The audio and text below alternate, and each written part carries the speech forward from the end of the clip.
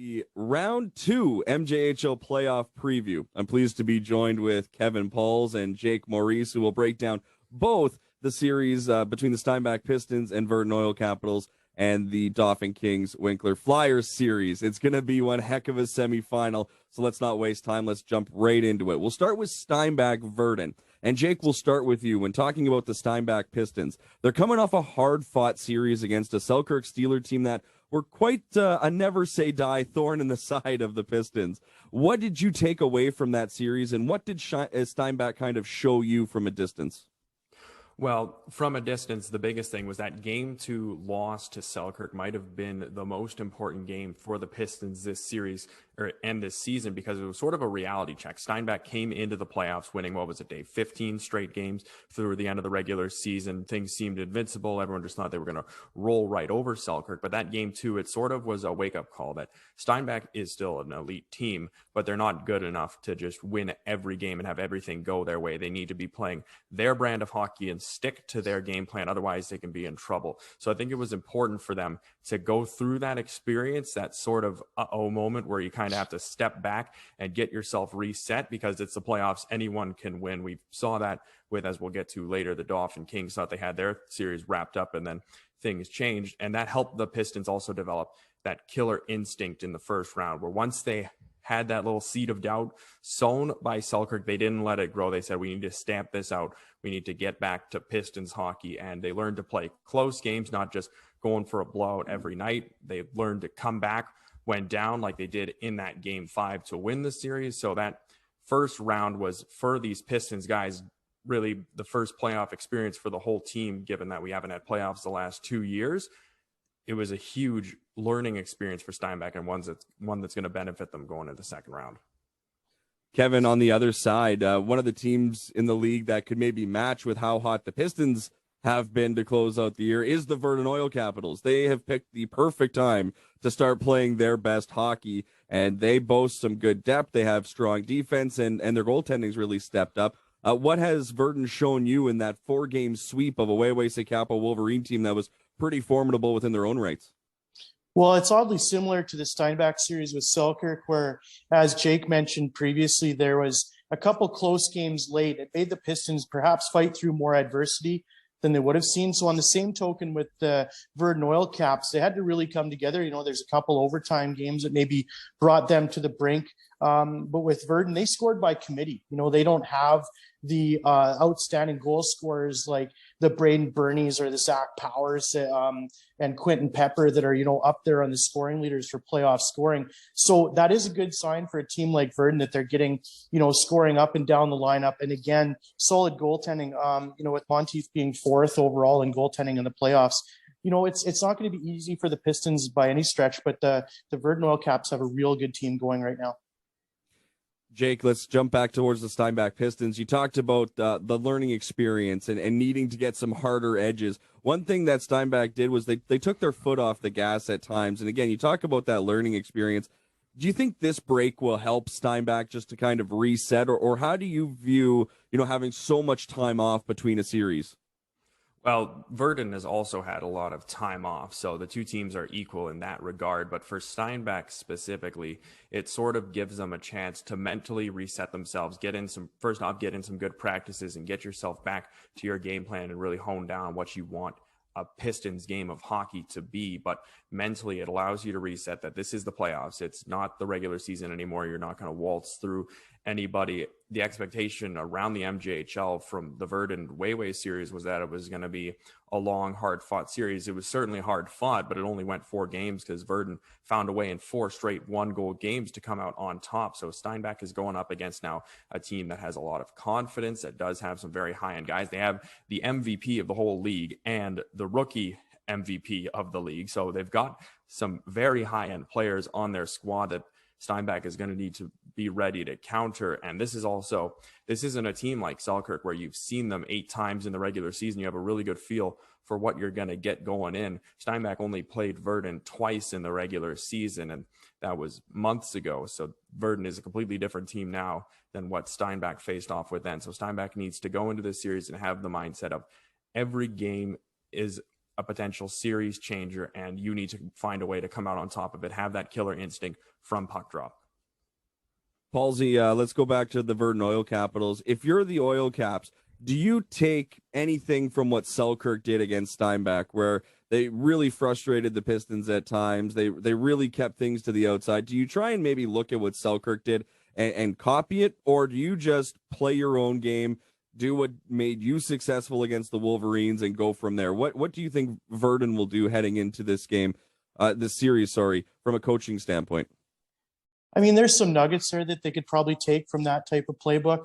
For the most part, I think they're obviously going to have to stay out of the penalty box. Steinbach's power play was just over 21% in that series. So moving into this, I think you're obviously going to have to be careful there. They have too many offensive weapons. Virden's set up a little bit different, more of a size team a speed team than a size team.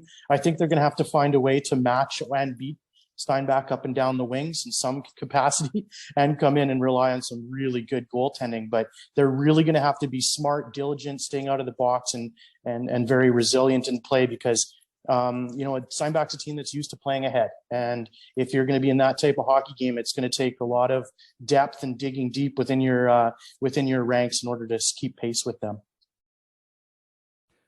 We'll stick with you for this one.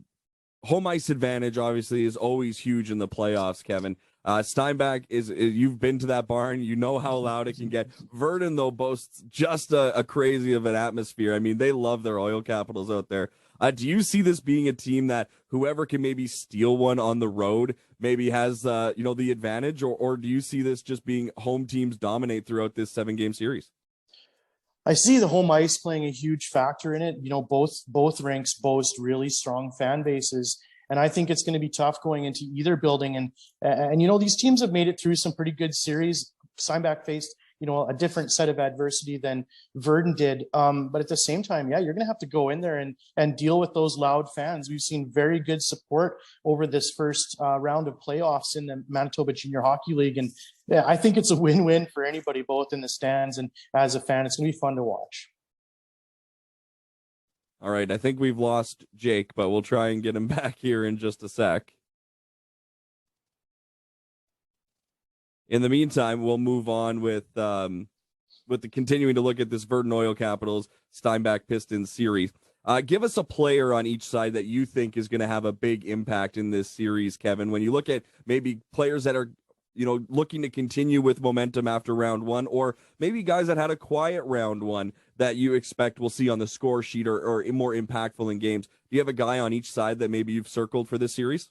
Well, for Steinbach, I'd picked Dawson Milliken in the first round, and he was relatively quiet, but the Pistons had really good production, Power, Bernie, Pepper, all their standard guys. They've got solid defense, and their forwards did a lot of the heavy lifting in that series. I would expect there to be a little more support from the D side for the Pistons.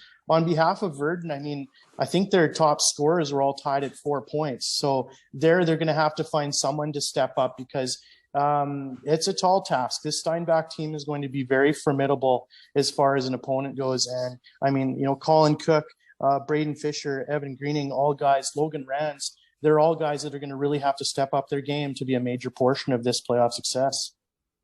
Jake, we'll go back to you. Before we get a couple players that maybe you're keeping an eye on in this series, one question. Now that both teams have gotten a series under their belts, they've gotten 4 wins, they're out of round one. Do you expect to see the nerves maybe deteriorate a little bit? Both teams have a little bit of playoff experience now. They're not as new to the atmosphere or the stake in each particular game. Do you expect to see a little bit calmer hockey between both clubs?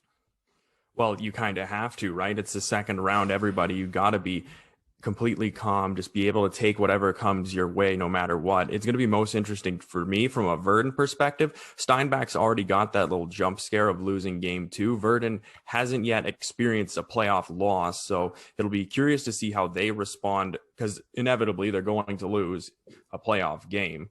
There's no way you're going to sweep your way all the way to a Turnbull Cup. That the league is just too close, and Steinbach is just too good a team for that to happen. So that is going to be a big moment in the series, how Virden comes back after Steinbach is able to punch them in the mouth a bit.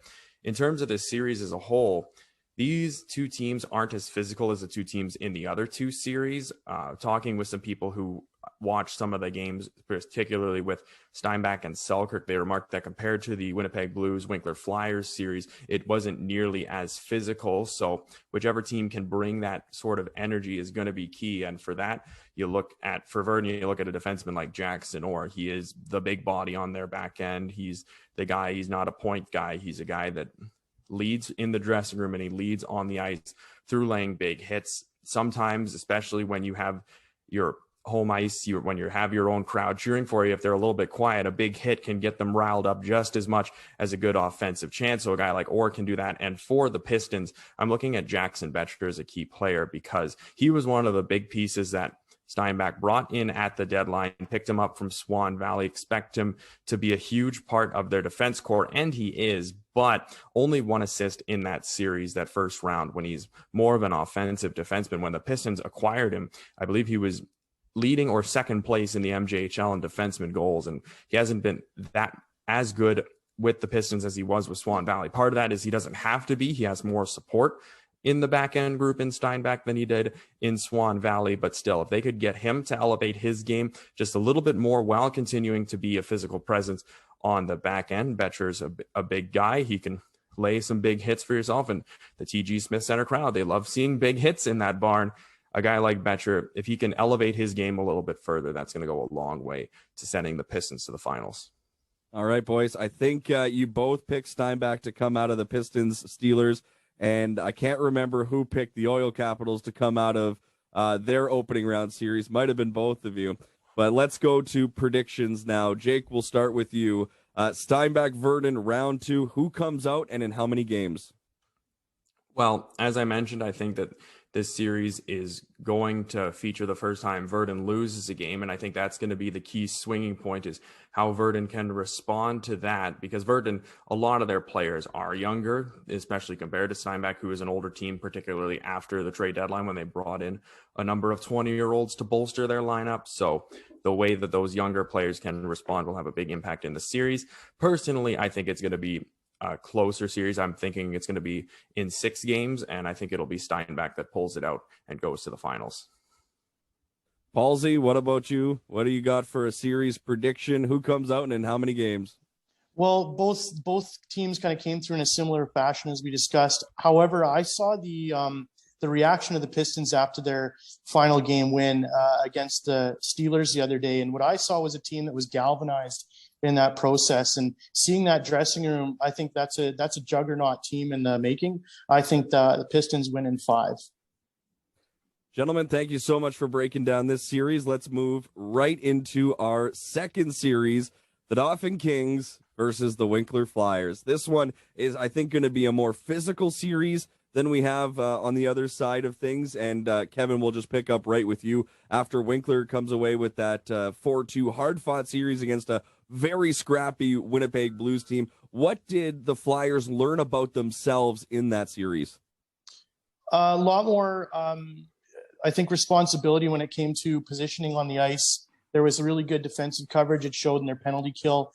Their power play was incredible at 87.5%. So obviously I think they had half the looks that a team like Dauphin did, and they're still right up there. I think they were at 81%, somewhere in that ballpark. So I think special teams is going to play a big factor of it, but both of these teams feature 6 of the 10 top scorers in the MJHL playoffs. So physicality is going to be one thing, but it's also going to be, the Parker Malchucks, Caden Bryant, Colby Jaquette, then Justin Svensson, Trent Sambrook, Jaden McCarthy. Other guys in the Flyers started picking up too. Troy Hamilton was a real beast the other day as well. So this is going to be a series featured with a lot of talent, and it's going to be loads of fun to watch from both a scoring standpoint and look at the goaltenders.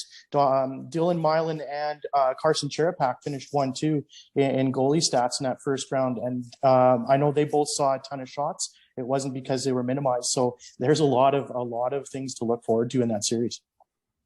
Jake, from the Dauphin Kings perspective, they faced a little adversity. They got pushed around a little bit by the Swan Valley Stampeders after going up 3-0. What do you think the Kings learned after, a bit of an eye-opening experience in games 4, 5, and 6? Well, they learned to put your foot on the throat, right? Because you don't know what's going to happen. Like, I think a lot of people after the game 4 when we're just kind of like, okay, Swan Valley, they're at home fighting for their season. They get one, and then at Credit Union Place, Dauphin will finish them off. But then Carter Coburn scores that game 5 double OT winner, and everything's like, uh-oh, what's going on here?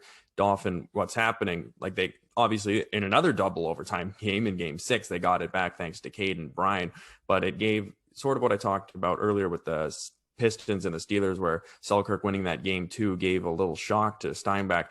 Dauphin got a big shock there from Swan Valley that you need to take every opportunity. You need to take it game by game, because it doesn't really matter what happened in the games before. You need to just do whatever it takes to get the win that night, and then worry about it where you sit in the standings, in the dressing room after. Because if you just spend too much time thinking about where you sit in a series, if you're like, oh, we're up 3-0, we've got this, it's in the bag, then all of a sudden you have to play 2 extra games of hockey that you weren't intending to. And that puts a lot of wear and tear on your bodies. So I think the Kings, they got a real big wake-up call from Swan Valley, one that's going to go a long way for them going forward.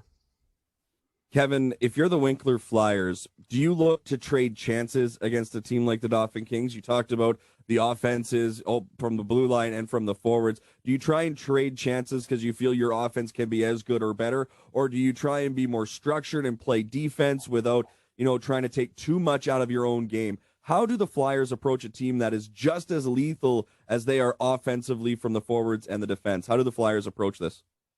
Well, it's much similar to the series against the Blues. It was all about, scoring that important goal, but then also being resilient on the back end and hopefully not allowing an answer.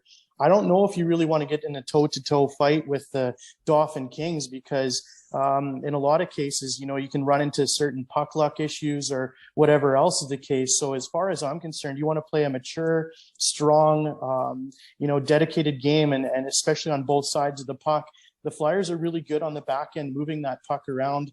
Guys like Trent Sambrook are match up against Jaquette and Malchuk. So there's a lot of opportunity here for these teams to, yes, punch and counter punch, but I think you just have to play a very diligent and game where you stay on top of everything from beginning of 60 minutes to the end.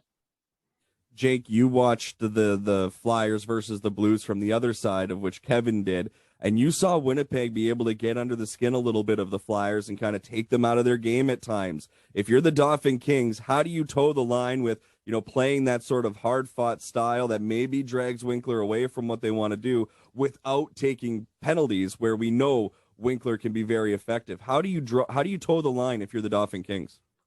Well, you do what the Blues did through games 1 and 4, not what they did in games 5 and 6. In games 5 and 6, the Flyers really actually calmed themselves down a little bit, and it was the Blues who, with the frustrations after the double overtime loss, were taking those extra penalties. So you do have to be aware that Winkler, it seems to have taken basically all season, but they seem to have finally learned how to just hold back that extra little bit to stay out of the box. If you're Dauphin, though, is just playing your game, playing your way, getting a lead, silencing the Flyers crowd when you're in Winkler, getting your own crowd going when you're in Dauphin, because Winkler is a team that plays their best when they have a lot of emotion in their game. But if you can get that emotion feeling sour, if you can get that emotion working against Winkler and for you, where they try and take an extra run at you to get their bench riled up, but it ends up with them hitting you in the numbers, and then you're going to a power play for 2 or even maybe 4 minutes, that can be a huge game-changing thing, because Winkler was the best team on the power play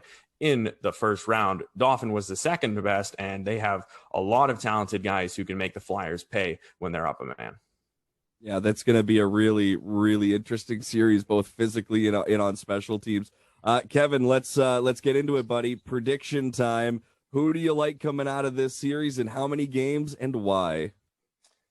Oh boy, this is going to be exciting. I think the Winkler Flyers are going to come out on top. I think they've started to hit their stride.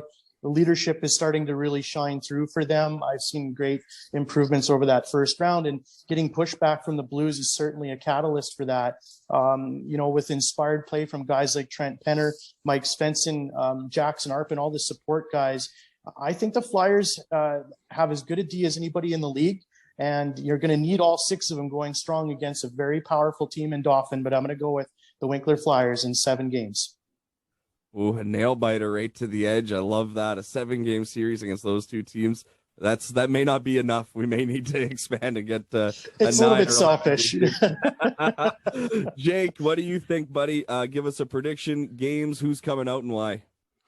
Well, I think that Winkler had the hardest road to the second round of any of the teams that are here now, and I think that's helped them quite a bit. Ever since that Daniel Isaac double overtime winner, Winkler just seems to be playing with a newfound sort of confidence. And if you're Dauphin, I will say personally, I think a huge X factor in the series is going to be Braden Doobie, because he didn't have any points in the 4 games he played in the first round. For a guy that was as excellent as he was in his rookie season all throughout the regular season, that's just not going to get it done. And if there's even one weapon, one guy on your team who isn't going, that can spell the end of a series. I also think that this series is going to be going to 7 games, but I'm going to take the Kings over the Flyers to go meet the Pistons in the final round. It's going to be a great semifinal series. 4 of the loudest fan bases in the Manitoba Junior Hockey League, from the Kings extravagant production to the air horns in Winkler to the in your face on top of you, the TG Smith, to the unbelievable setup of the Virden Oil Capitals. It is going to be just a great second round. And gentlemen, thank you so much for breaking this one down, and look forward to talking with you again as we'll preview the MJHL finals, and hopefully it comes a lot sooner than the second round preview we just did. Thanks a lot, Looking Dave. forward Appreciate to it, man. Thank you. Yeah.